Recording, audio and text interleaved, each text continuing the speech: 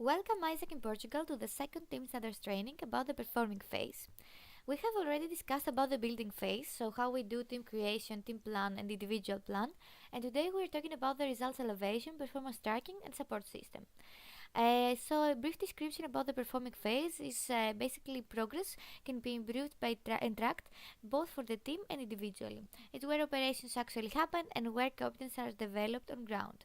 So we begin with the practical learning, and it's basically the period when your members start working. You as the team leader should actually help them during this period, be very clear on what they have to do, and set a specific timeline and deliverables. So a step-by-step guide to do that is the method that you do it and they watch you do it. Then you do it with them so they can learn with you, and then they do it and you watch them and you give them feedback. Then we begin with the team working time. Basically, this is a time where the team works together, and you must be really specific on some things. Basically, all the members that are present must understand their role and their tasks that they have to do in this time. They should have their laptops with them. You have to have a scoreboard, so what task you have to do as a team and what each of them does, so you can track them and check up on them throughout this time. So a brief agenda you can see on the right. We have check-in, then the tasks that have to be done in this time. You split the task to each members, then you start working for a period of time. You have a specific checkpoint that you see what has been done so far. Then you have a second wave that you are working, and then you check up again with the team to see the outcome of the working time and to check out. Then we have the team incentive system. Basically, we have the RNRs for the whole LC, but you can use this system in your teams as well. You can have appreciation spaces and reward systems.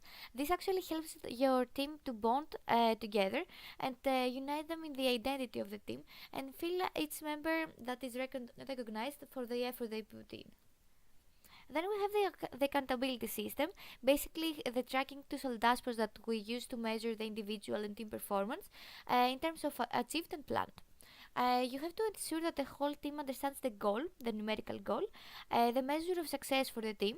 Basically, if you are a driver, it's completed, and so forth, and the performance indicators that make the progress towards the measure, so the KPIs.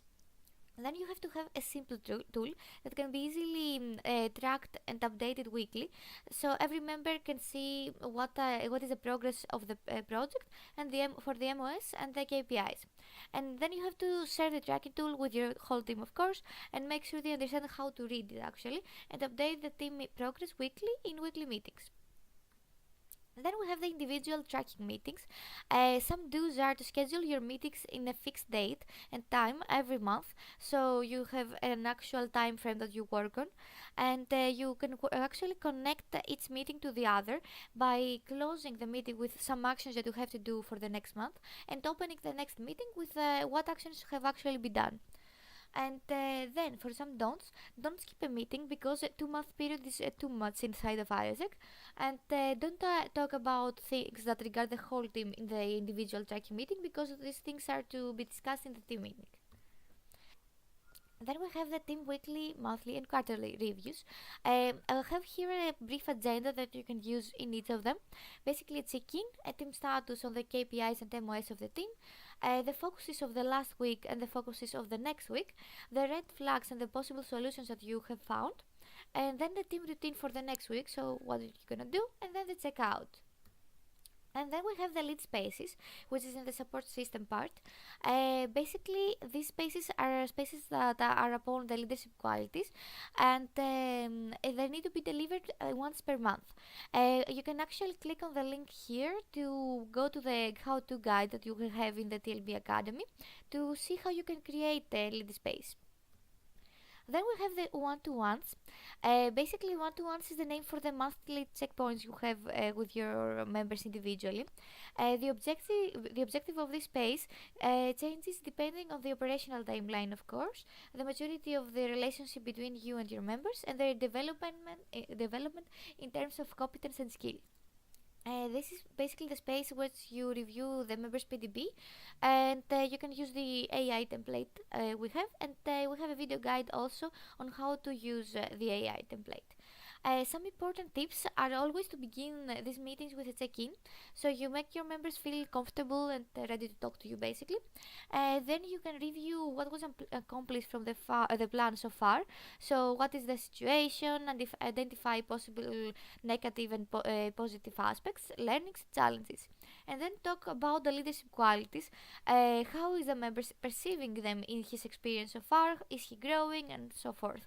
And lastly, to identify the members' pattern of behavior and set the monthly personal development goals for the upcoming month. And then we have the team days.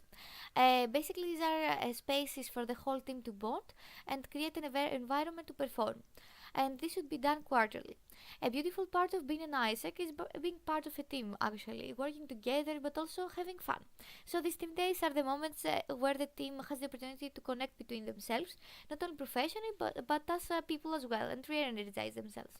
So, schedule them in the beginning of the term, once per beginning of quarter, so you have them ready. And then we have feedback. Feedback is a process of regenerating awareness in another person about the effectiveness of their behavior. It can be either confirming, so to actually encourage the person to have this behavior in the future, or adjusting, to encourage to consider actually additional or alternative behaviors. It is important in order to align expectations and increase team performance. So some rules about giving feedback is to give it right after the action. So don't wait for a month or a week in order to give it, because it's not gonna be relevant. Then the feedback is a process that requires constant attention. So don't leave it and say, "Oh, I'm gonna give it in the space that I have arranged." And actually, the purpose of giving it is to improve a situation or performance, not to judge someone. So I have this BEAST theory, as it's called. It's a model of immediate feedback. So when you see a behavior, you go to the person and you say, "I saw something, you said this, or you did this," and then you talk about the impact that it had on you. That has a result, blah blah blah. And then you suggest what the person should do in order to change it. You can do it like that next time, or keep up the good work, because it can be affirming as well. Thank you very much. This closes the performing phase of the team